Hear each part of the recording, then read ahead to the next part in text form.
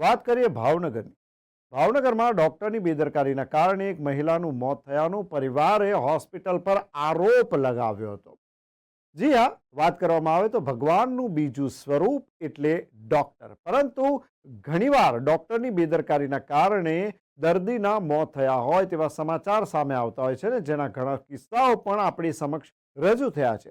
તો ઘણીવાર લોકો ખોટા ડોક્ટર પર આક્ષેપ પણ કરતા હોય છે, તેવું પણ સામે આવ્યું છે. ત્યારે ભાવનગરમાં પણ ડોક્ટર પર આક્ષેપો લગાવવામાં આવી રહ્યા છે. આ ઘટનામાં આક્ષેપ કરનાર સાચા છે કે નહીં એ તો તપાસનો વિષય છે.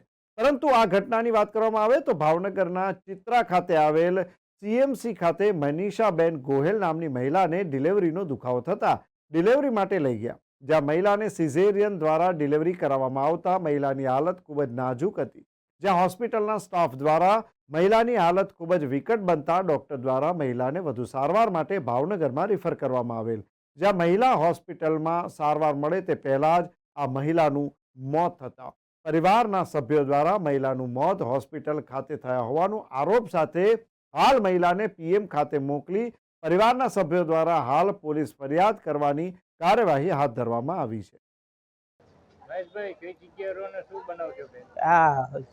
ચિત્રા જીઆઈડીસીમાં ને સીએમસી હોસ્પિટલમાં મારે કન્યાને આજ સવારે દાખલ કર્યા હતા ડિલિવરી માટે.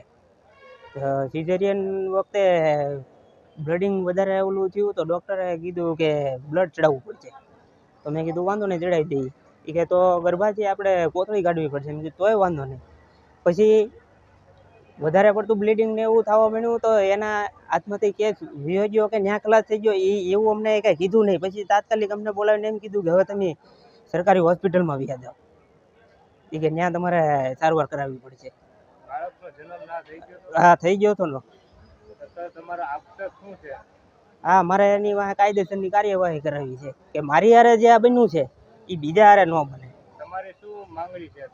હા, મારી માંગણી એ છે કે આ મારી જેવા મને ન્યાય મળે.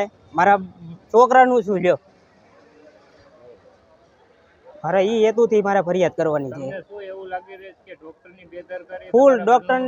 ડોક્ટરની ફૂલ બેદરકારી થી જ્યાં સુધી ફરિયાદ નહીં લે ત્યાં સુધી ડેડ બોડી પણ સ્વીકારવામાં નહીં આવે.